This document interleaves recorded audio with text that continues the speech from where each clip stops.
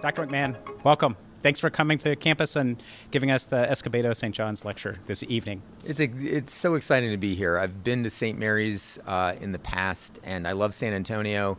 And this lecture series, I've been checking it out online. It's really exciting. Lots of really great scholars coming in. I hope I can do justice to it. But above all, it's good to see you. It's good to see the students and your colleagues here at St. Mary's. It's great to see good work being done and to be a small part of it. Oh, thanks. That makes me feel really good about inviting you. The check is in the mail.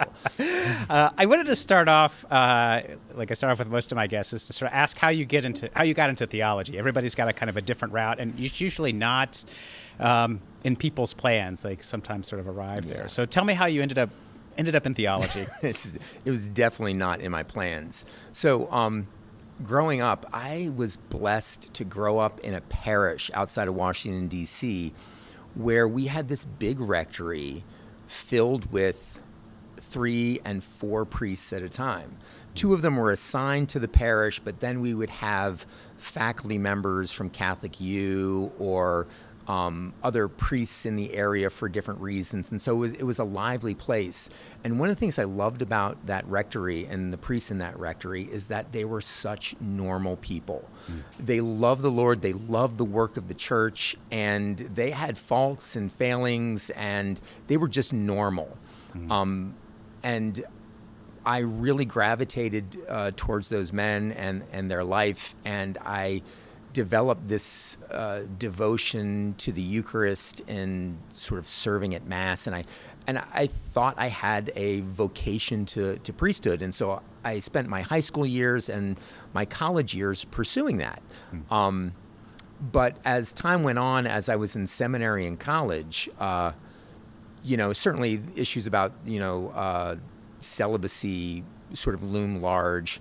But I think that probably the most sort of telling moment in my career as a seminarian was after Mass one day. I had given a post-communion reflection, which was, not particularly good, but I was standing out in the back of the church in kind of my seminarian get-up and shaking hands, and these wonderful people from the parish where I was assigned that term were telling me how wonderful I was and sort of chit-chatting with me. And all the while in my head, I was just thinking, be quiet, let me go, I am tired. There was just this kind of inner monologue. And that was a very familiar voice for me. And sort of discovering how much of an introvert I was and how much difficulty I had in those sort of personal, sort of ministerial moments. That, along with a variety of other factors, I was like, maybe the church does not need me as its minister. Maybe I don't have the gifts that I thought I had. And I recall that during my training as a seminarian, I had many occasions to go into the local Catholic schools and teach a lesson. And reflecting on that, I loved the structure of the classroom. I loved having a particular time, a particular curriculum, some means of holding students accountable for what we were discussing. I loved that dynamic, rather than working as a youth minister, trying to bribe people with pizza and games to bring them to the retreat or something like that. I love the structure of it, and I love the ability to have a really lengthy period of time where we could explore the faith in depth and ask hard questions and get into really deep discussions. And so from there, after I had gotten out of the Army and finished my degree, I had to be in the Army for a little while. It's a whole nother story. But I took on a high school teaching job in Baltimore, and I loved teaching, and I was actually fairly good at it. But I also had a love of the discipline. And so as a high school teacher, I used to take the bus up to St. Mary's Seminary, where I did my master's while I was teaching high school. St. Mary's Seminary in Baltimore, yeah. St. Mary's Seminary and University in Baltimore, the oldest seminary in the United States. Careful now. in the United States. It's a difficult question. But anyway, so I can remember thinking that as I was teaching high school, I was just spending myself, 6 classes a day, 185 students, 3 sports that I was coaching, and I'm in my late 20s, and I'm thinking, this is life-giving right now, but it's exhausting.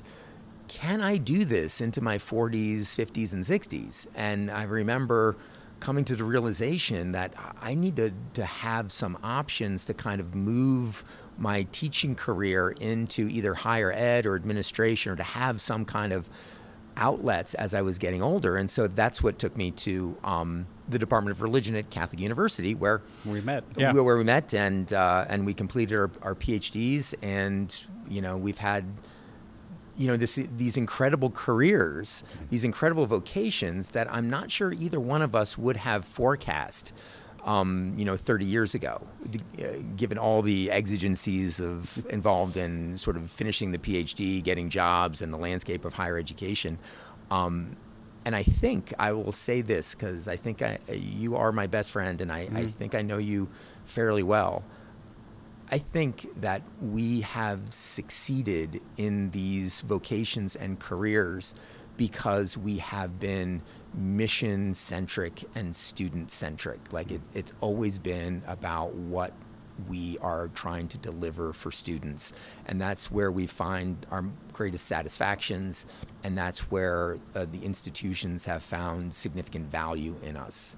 And as we look around to our colleagues that we graduated with, we weren't always the best students in the seminar, but I think we turned out to be among the best colleagues to the people we worked with, and I think we turned out to be pretty good to our students along the way, and I think we excelled in those areas, and I'm proud that that's been the trajectory of our vocations, and I'm really happy to share that with you and with your wife Kelly. That I think that's a big deal. I do remember being in grad school and looking around, and I'm like, there's a lot of smart people here. Some of them are really smart. Some of them know things. I'm like, all right. Like raising my hand and going like, what was that word? Could you spell that for me? And just the kind of discernment that happened in grad school, where some people were attracted to different things. Some people were attracted to work. Some people were done with school and wanted to do something else, and trying to figure out like why we were doing the things that we were sort of doing. Because even back then they were like, there's no jobs. I'm like, I think there's some jobs. And there was jobs, but it was still a discerning sort of process. But it did help, like I think you said, like focused on what we were doing and why we were sort of doing that. And that commitment has really sort of held and endured. And it's the love, right? It's the love of the stuff that's going on, the love of the students, the love of the material, like the call that you receive from God, all of those pieces that's there.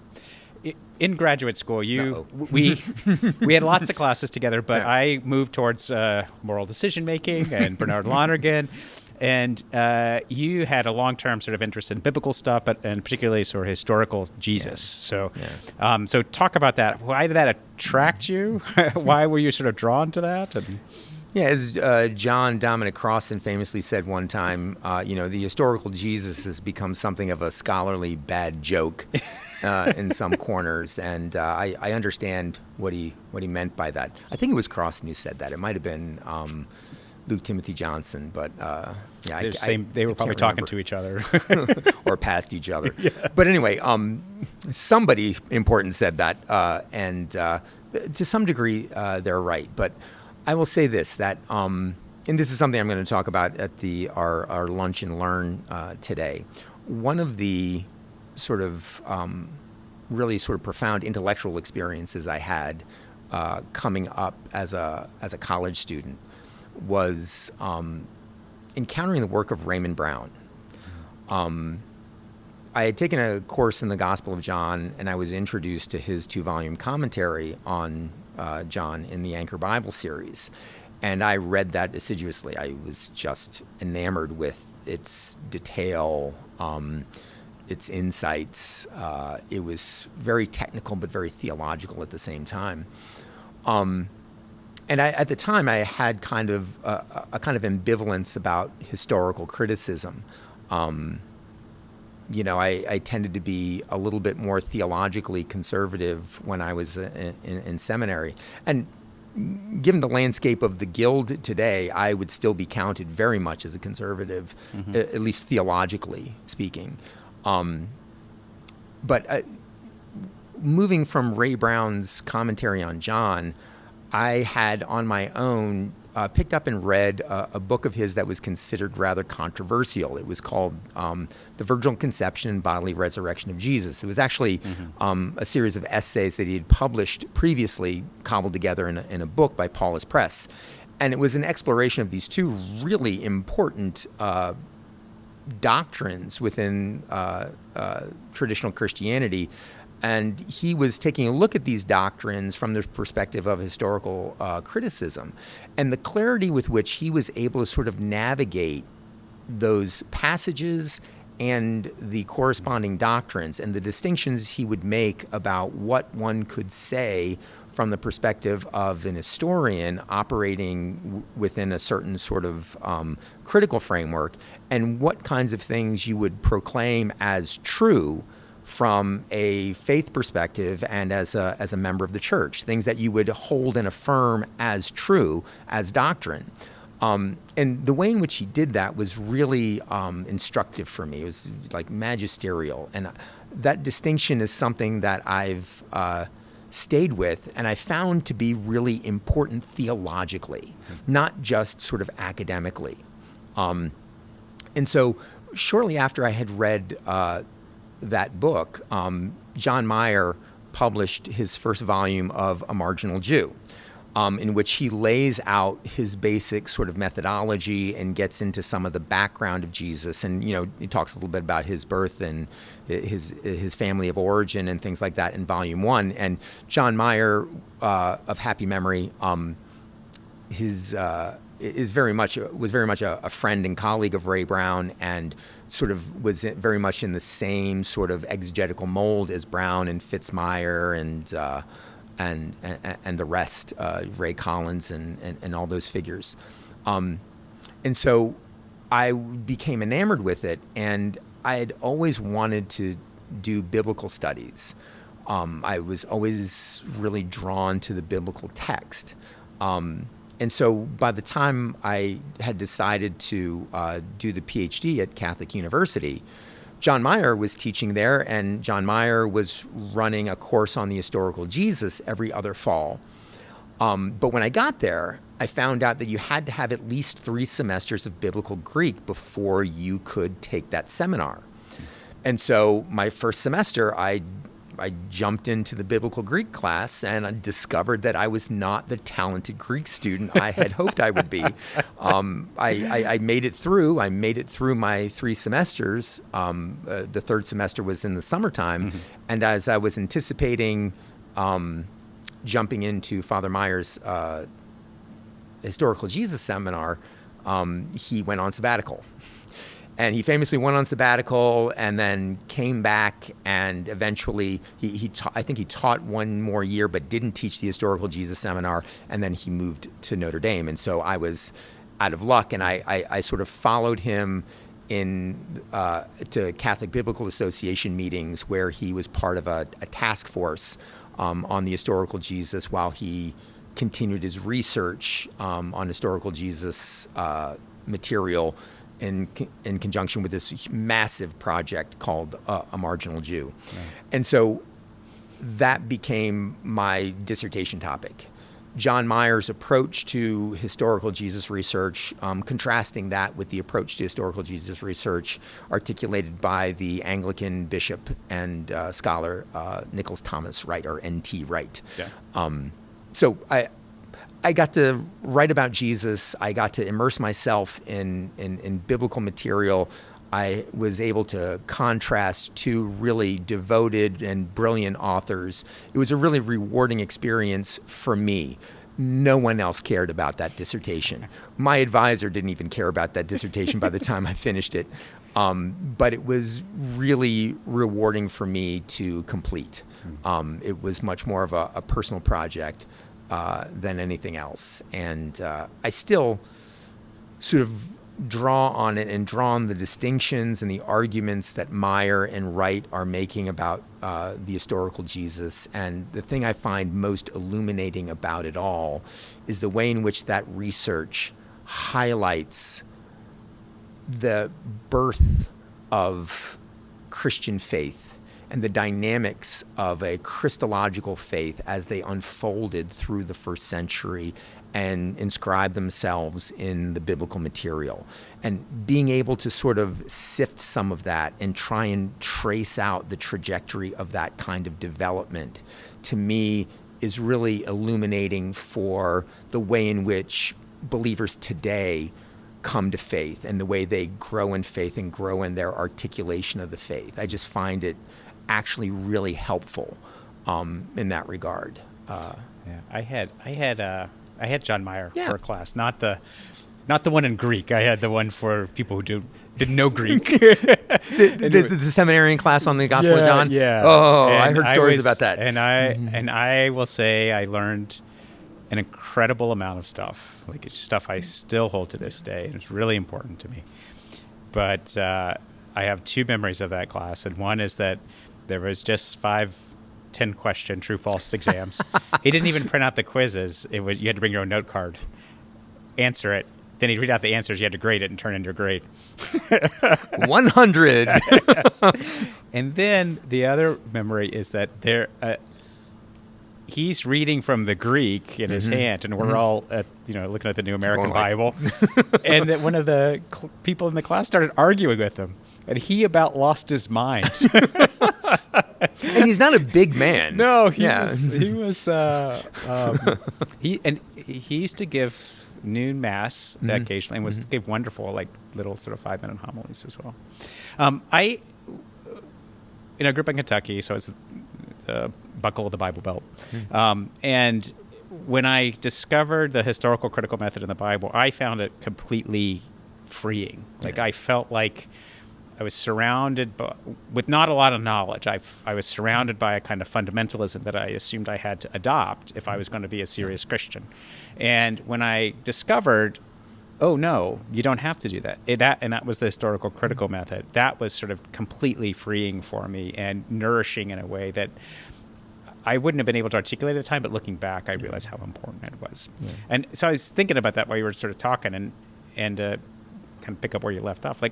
Say more about why that piece is important. I'm thinking of 16-year-olds, high school, 18-year-olds, 19-year-olds, sort of in college, 20-year-olds is there. Why do you think that's still important? And how does it sort of help them? I think it is, but I want to hear what you have to say.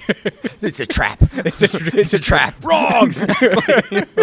We need one of those buttons here. Try again. Those horns.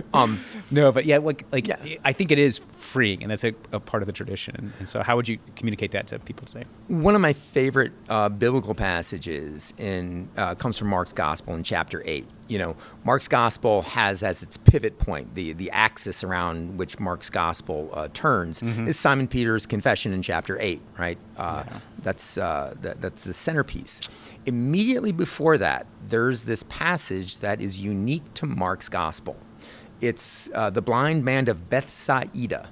Not Bethsaida, Bethsaida. All right, so the blind man of Bethsaida is this great story where this blind man comes up to Jesus, and Jesus is going to heal him, and he puts rubs spit on the eyes of the blind man, and Jesus tells him to open his eyes, and he says, what do you see? And he says, well, I see people, but they're like trees. And then Jesus sort of hits him round again. Two. Yeah, round two, and then he can see.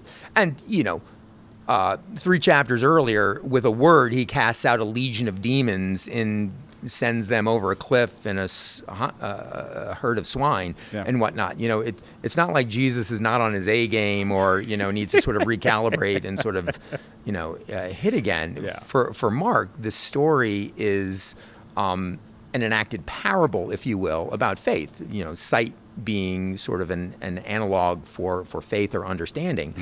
And this is coming immediately before Simon Peter's confession. And it is in some ways kind of instructing the reader that Simon Peter appears to have this big breakthrough. You are the Messiah, etc.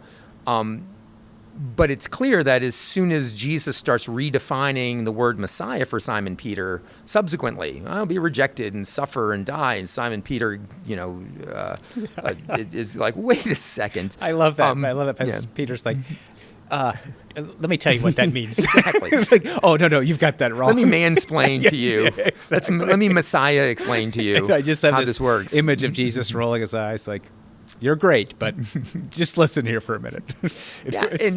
And so I always love that passage because it lays bare this assumption that faith is this punctiliar event. It's this sort of singular event. And, sometimes for your Augustines of the world and your Apostle Pauls of the world, you do have these sort of signature 180-degree moments in life that I'm not for a moment sort of trying to set those experiences aside. But there's also embedded in the New Testament this full-on understanding that faith involves this kind of progressive insight. And this two-stage healing of the blind man is indicative of that. That the disciples who are following Jesus have had this initial apprehension of God's presence and God's work in Jesus, God's mercy in Jesus. But what does that mean? How does that work? Who is this?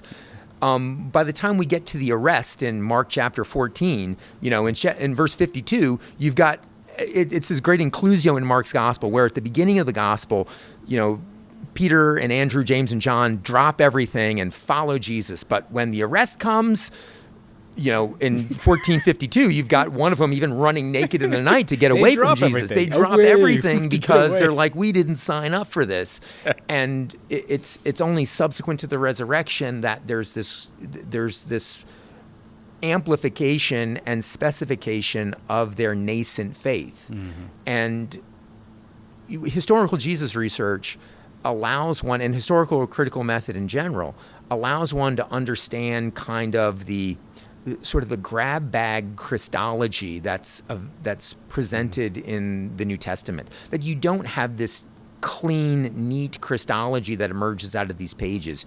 You have, as John Mayer describes it, as a grab bag, and that grab bag of Christological titles and roles and patterns, those things roll forward and eventually get systematized and clarified, and then we have the utility of philosophy to give us sort of greater precision in what it is that the gospel is saying, and so it helps you make sense of what happens at Nicaea, and this is something that happens in the history of the church, but it also happens within the lives of believers.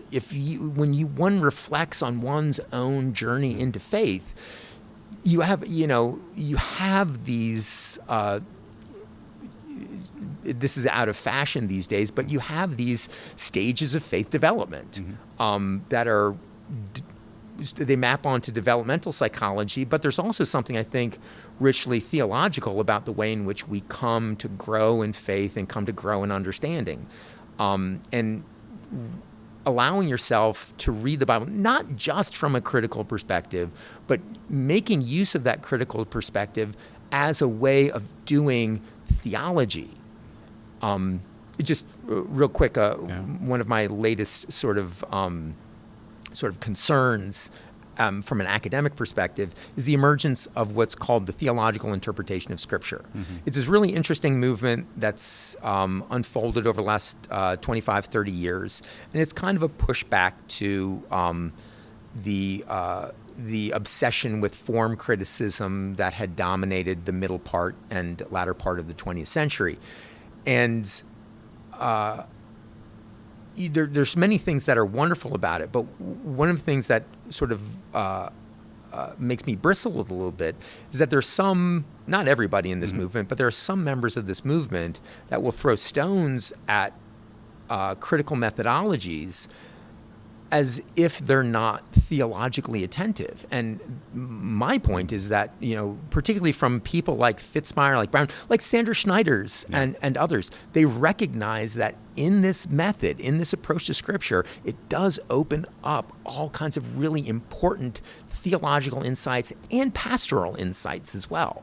And that's why, and that's one of the things I'd like to emphasize here in the visit to St. Mary's, that there's something richly theological about this. It's not this attack on the church's tradition or an attack on Christian faith. It actually illuminates it powerfully, in my opinion. Yeah, it makes me think of the fact that you're talking about like stages of faith and the development of faith. Like it almost always starts with experiences, some kind of encounter from being a kid in church to being a teenager reading stuff to being in college, and that experience, right, can be powerful and it moves you, and it oftentimes also moves you to think and how do you sort of reflect and noticing those sort of stages, right? It's in the life of Peter, this sort of genuine faith, but also one that needs to sort of grow, to the historical critical method is like coming out of this really 2,000-year history of the church trying to reflect upon these sort of experiences and understand them back to it. And that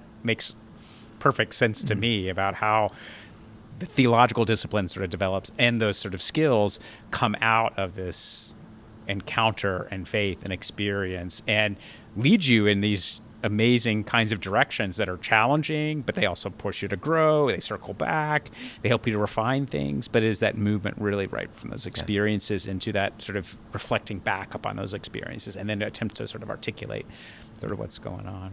Yeah, and you think about that in terms of moral development. I don't want to get all Lawrence Kohlberg and whatnot, but there is something to sort of the progress in moral development, and there's something really instructive about that because it's richly ecclesial as well. It is all about those friendships those relationships that bring you through those stages of development. It's not like we sit in these sort of test tubes of existence and sort of develop. When I was a kid, we were a small church in Kentucky, and I distinctly remember having this image, I'm like 5, 6 maybe, and I had an image of God like sitting.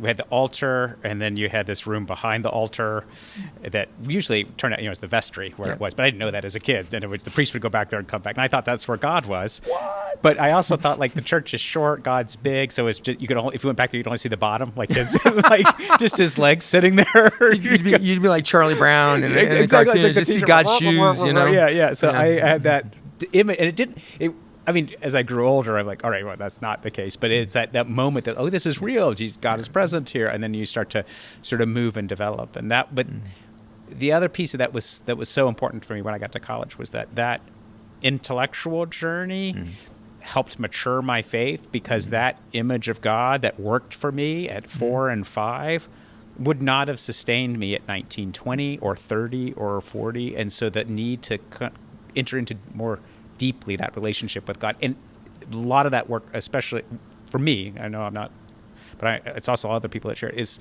intellectual sort of work, deeper understanding, deeper reflection on things. And that's one of the things that I think is really important, and I wish that the curriculum particularly for Catholic high schools, went back and spent more time introducing these critical questions in a developmentally appropriate way for adolescents, because that is the time of questioning. It's the time of developing this critical capacity.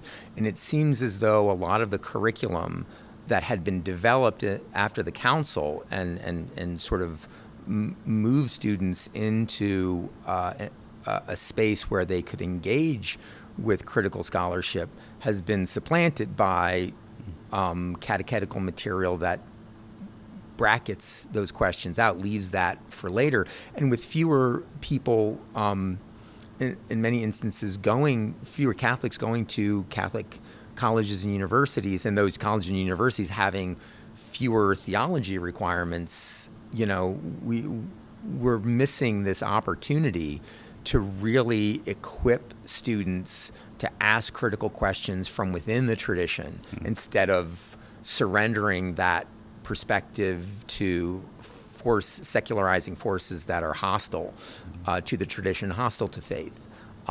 That's one of the things that I would just like to see a stronger pivot towards. Yeah. It's funny. I was at a conference this past weekend, and Russell Hittinger was giving a talk there, and he leans a little bit sort of conservative, and you would think have a little bit more alignment on those curriculums. But he had this really interesting kind of reflection upon his own background. I said, I love the Baltimore Catechism. It was great. I love memorizing it. This was a great time in my day every time, and it served me well until I got to my middle teen years.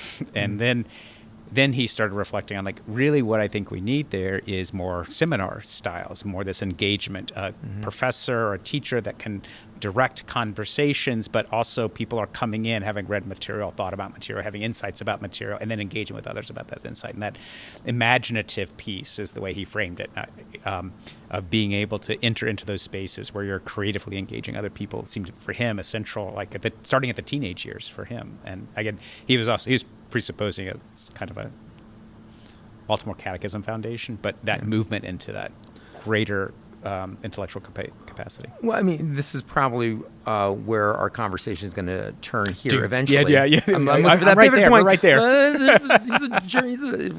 a my favorite last question. Exactly. Yeah. So moving into the question of Catholic higher education. Yeah. So tell me the future of Catholic higher education. And I go ahead and get my crystal ball out. I tell people I don't hold them accountable. What are the trends? Read the tea leaves. Tell me what you sort of think about where it's going, stresses, hopes. Well, let's talk about hopes. I'm not going to predict sort of what's going to happen. If I did, I'd put more money in the stock market if I had that kind of power. My hope is, just based on some of those things you said there at the end of your remarks a moment ago, where Hittinger was looking for those seminar-style sort of moments for students to really sort of engage with one another and with a mentor around some of these questions. And I always, as much as I dislike the model of education in the United Kingdom, its kind of antagonism and competitiveness and whatnot, I do like the idea, kind of the Oxford idea, of having these very different types of classes or settings. You have the lectures, and you have faculty who are adept at lecturing, and it doesn't matter how many people you put in the room. This is the sage on the stage that has there's a certain value there to providing information and context for readings. You have readers who are working with students on sort of reading texts and arguing about texts. And then you have the tutors who work with students on research. Where are they finding their voice in relationship to this material? I would love, even if it was just theology in Catholic higher education, that was more attentive to those distinctions and getting all students, not just people in your major field, but having all students move through a core curriculum that provides these different kinds of opportunities for engagement and learning. Because I don't know exactly what Russell said at that conference that you mentioned, but I know that from your research in the recent past, it really is those concrete moments of engagement, student to student, that seem to be so important. That the best thing the institution can do, whether it's the dorms, whether it's student life, or whether it's the classroom, is supply the structures that allow students to gather and to interact around these key aspects of the tradition, key aspects of the church, and allowing them without any reins to go ahead and create those realities, engage those realities kind of on their own terms. That to me sounds really exciting. It's very much a kind of synodal sort of path for Catholic higher education. It folds into so much of what the magisterium of Pope Francis was about. And, you and I are heading out to Belgium in a couple of weeks for the Leuven University's conference. It's called LEST, Living Encounters in Systematic Theology, and this year's theme is Catholic higher education, and you're one of the principal speakers. And that conversation really does need to sort of bend in this direction. And my presentation is actually connecting you, our good friend Massimo Fagioli, and the magisterium of Pope Francis, in trying to sort of situate and navigate this path forward, so that whatever the future of Catholic higher education is, going back to the very beginning of our conversation, hey, let's just get a conspiracy together to try and supply these moments for students. Instead of sort of operating at 30,000 feet and coming up with ideological pieces and trying to control things top down, let's try and create space or opportunities to move that concern from the bottom up. Yeah. And I'm an institutional guy. I like institutions. I support institutions, but they're wonderful. Exactly. We love institutions. And but there's also ways in which those structures, especially if they're top down, can be problematic. And I always think of this example of my elementary, middle, and high school. Was they built a school in the round with no walls, and it was supposed to be like, collaborative. Sounds terrifying as a teacher. Yeah, well, that's exactly what it was. So it's supposed to be collaborative and ongoing, but really it was just a lot of background noise, hard to challenge. So the teachers, of course, first thing they do is build kind of walls with bookcases and stuff, and they've since actually built walls in the facility. And what it did was the structure really meant that if you had any kinds of challenges, you were utterly lost because it was too hard to focus. And if you were really good and could focus, you just tuned out the teacher. So it was like it was designed with one idea, but that top-down approach undermined all of education. If they'd asked any of the teachers, every teacher would have been like, that's not going to work. And so that's always my example thinking about it. But you do need the structures to sustain it. And what made the small conspiracies you were talking about made me think of there's a philosopher on campus named James Greenaway, and he talks about making intellectual friendships, and he will get little groups together of students or faculty, and it's just to read books. And he's like, I don't care what we're reading, whatever we sort of want to go, and try to sit down and have space that's that. And it's so often you get into academic life because you love those encounters, and you struggle to find those spaces because of all of those things. And yet that I do think is the kind of renewal that tends to happen, because that's where you hear the spark. That's where you hear see the joy. That's where you find the Raymond Browns that you're reading, and you're like, wow, this is amazing, that you would not have otherwise. Even if you encounter them in class, that space to converse about them is so key. And I think that back at your former institution where I work, we have this wonderful endowment that funds a great books program. And there's so many things that are wonderful about that's wonderful about that. It's important resources that focus students on these sort of foundational texts of Western civilization. And one can debate about what that canon should be, how elastic or open that canon should be, and whatnot. I think that's I'm proud of that program. That is an excellent program. But one of the things that I often get in trouble for in any conversations I have around sort of quote unquote great or classic text is, for my money, a great text has to come with a personal recommendation.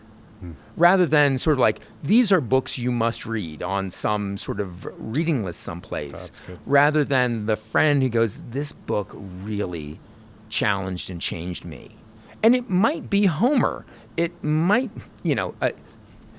Homer Nicholas Simpson. Sparks. Yeah, I mean, one can sort of quibble a little bit about sort of the genre and the quality, but even a Nicholas Sparks novel, this is it's popular, but think about this character. Take it, and I think there's something really important about that dimension of shared text, rather than sort of the guff of sort of books you're supposed to read. The ontological essence of the book that's meaningful.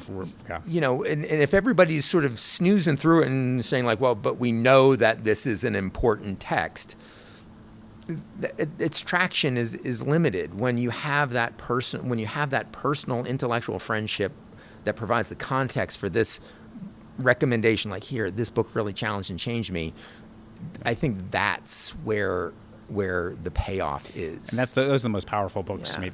The books themselves were powerful, but it came to me because somebody was like, this is a book you should read. And those two things, I think, are the most powerful ones. Community of Character. I remember the day you recommended that to me. Oh, yeah. And that has been I kind of moved on to Peaceable Kingdom from Stanley Hauerwas as something that was a little bit more tightly organized than Community of Character and a little bit less dense.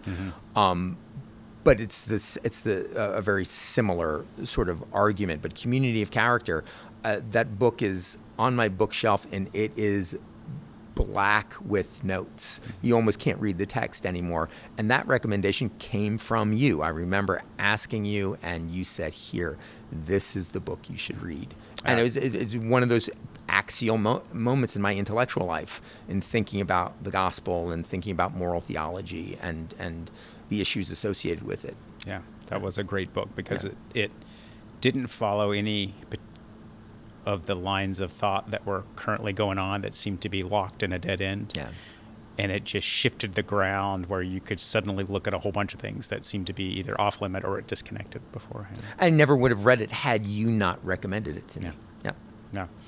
Well, that's a nice kind of place to end, right? There's the future of higher education turns on both the sort of books and material, but also the personal recommendations that sort of bring them back. Yeah, definitely. All right. Well, thank you much. Cheers. Cheers. Thank you. Sláinte. Ding. St. Mary's.